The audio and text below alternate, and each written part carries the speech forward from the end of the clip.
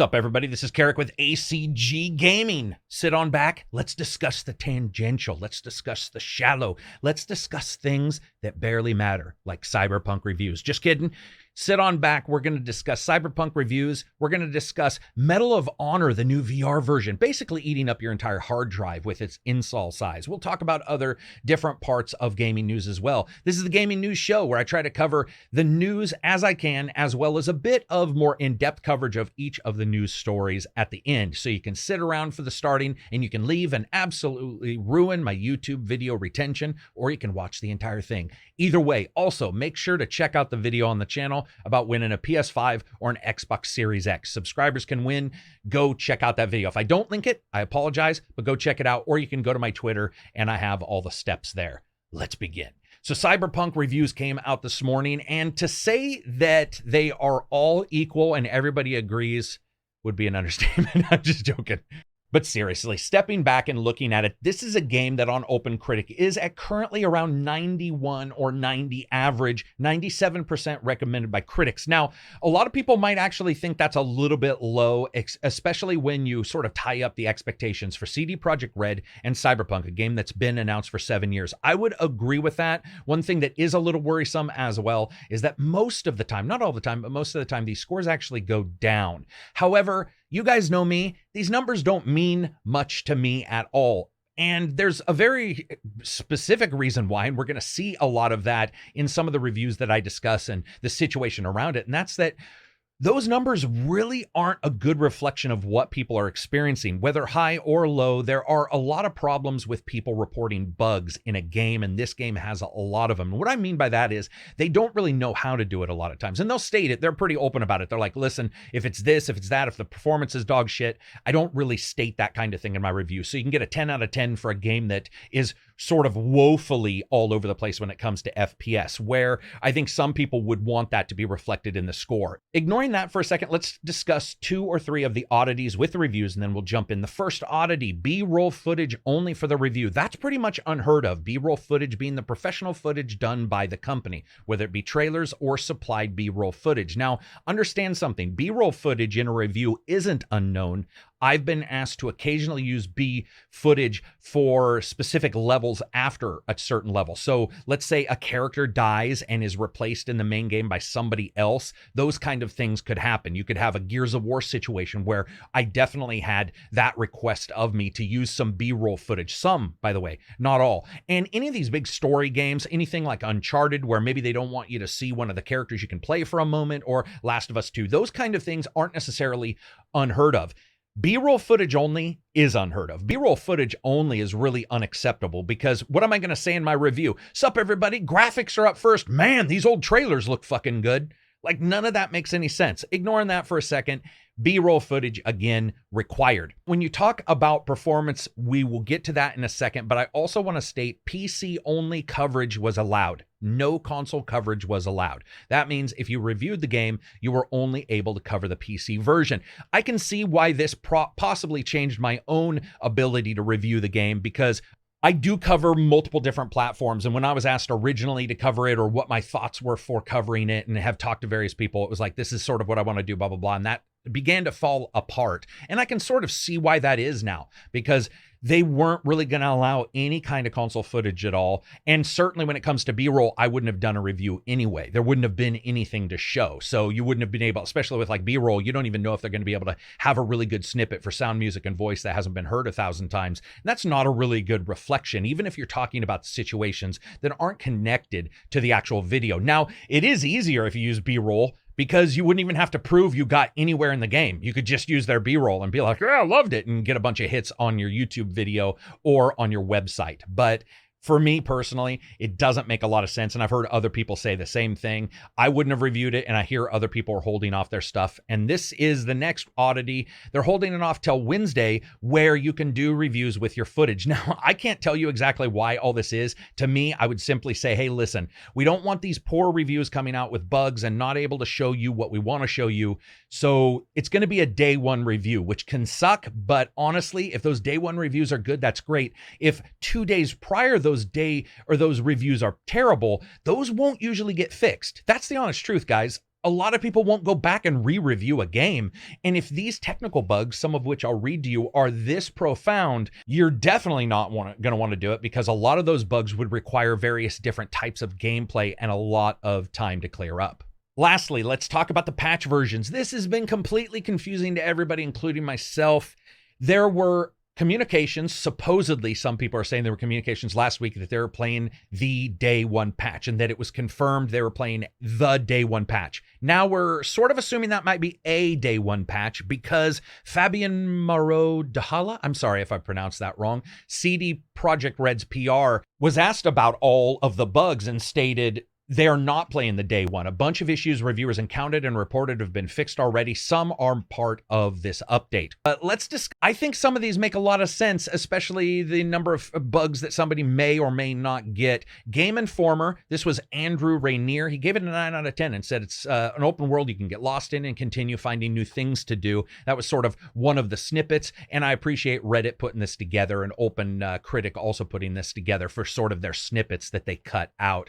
GameSpew gave it a 10 out of 10. Cyberpunk 2077 isn't perfect, but it's ambitious. It marries a gripping story with a huge open world, absolutely dripping with atmosphere, one in which after 50 hours of gameplay, I still feel like I've only scratched the surface and really didn't discuss a lot of bugs. However, you get a number of reviews that do. And what's interesting here is it's pretty harsh. GameSpot, Kelly Plague, 7 out of 10. Cyberpunk 27 is a standout side quest and strong main characters, though its buggy, superficial world and lack of purpose bring it down. Also, Jeff Grubb, who I'm pretty sure was pretty hot on this game originally, I could be wrong on that, but I always felt he was, actually gave it a 3 out of 5 stars. Again, understanding this is Cyberpunk and not the normal atypical game, I think that's pretty interesting to get that score. He says it's fine to make a game like that for many. That's the promise of Cyberpunk 2077. It just wasn't the promise to me. Games Radar gave it a 5 out of 5, though. Giant Bomb said, early impressions discussion. They should have delayed this game even more. One word, undercooked, which is really, really harsh. Even though, let's be honest, those guys are pretty harsh on things. PC Gamer, James Davenport said 78 out of 100, and he said, quote, some nice characters and stories nested in an astounding open world undercut by jarring bugs at every turn.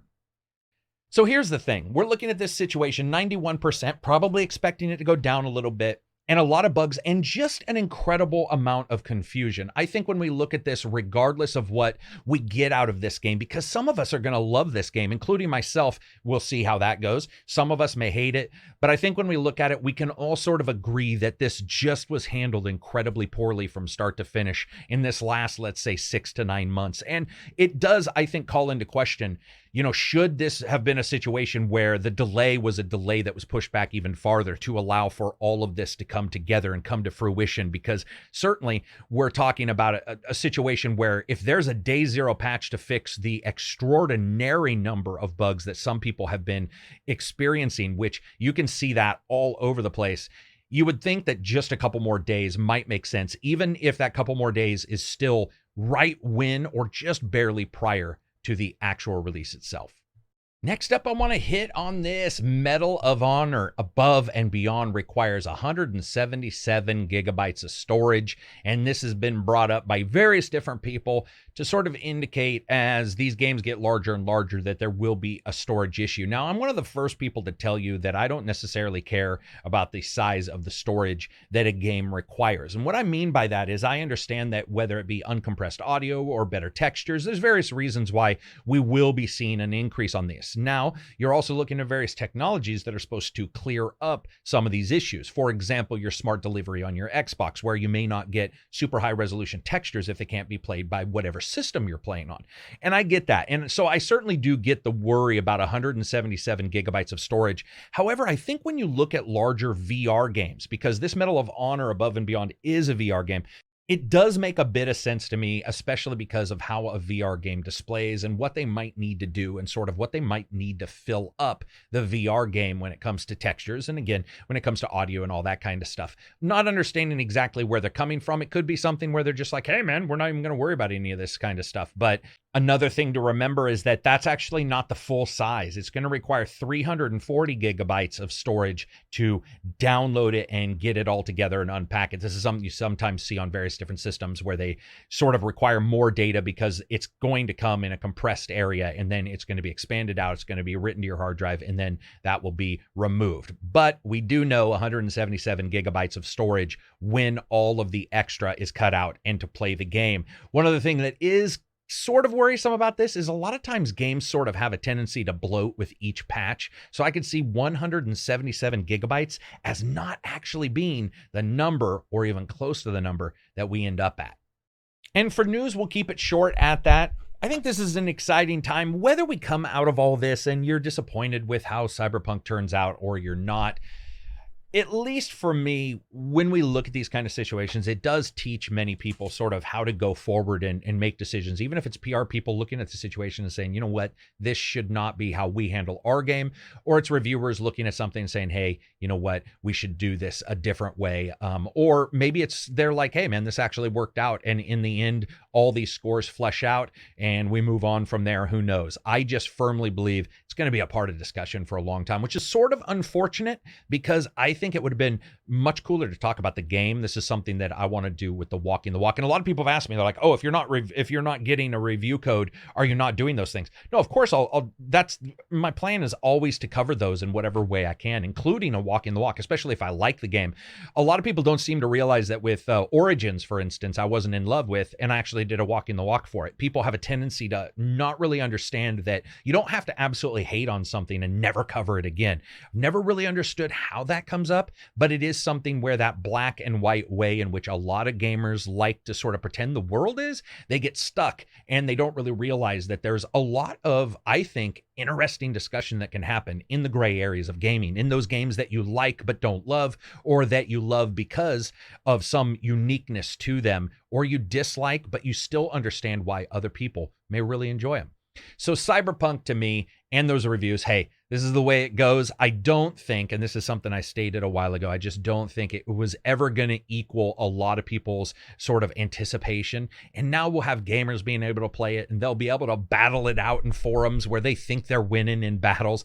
I've seen a lot of people just absolutely out of control today, just like really sensitive feelings on their shoulders. And I'll just tell you once again, man, if you get a chance, step back a little bit because, man, that shit's just not very healthy. You know, jump in, enjoy it, what have you, but you really don't have to feel like it's a family member, whether you love it or hate it. And I do usually break these down into podcast moments at the end, but there isn't really a lot to add. I don't want to sit here and, you know, talk about these bugs in games or issues with reviews or even the storage size when it comes to Medal of Honor. This is just, I think, a great time to be a gamer. There's a lot of great games. There's Phoenix Rising. There's Valhalla, if you liked that. There's Legion, if you like that. And I'm missing a bunch, right? There's Hades. I'm going to I can't even remember half of these. There's a Switch game that a 13 something, a GS13 or something weird like that. But a bunch of people like that. There's so many games out there that we can really enjoy and like. And to me, I'm just like, we're getting into Christmas. This is a time for us to sit back, you know, get some eggnog on. And if you don't like eggnog, just leave right now. But if you like to do those kind of things and sit back and play games, this is a great time. And I hope all of you guys have a really good holiday. That'll be it for me. I'm going to cut this one short. Peace out and enjoy the rest of your week.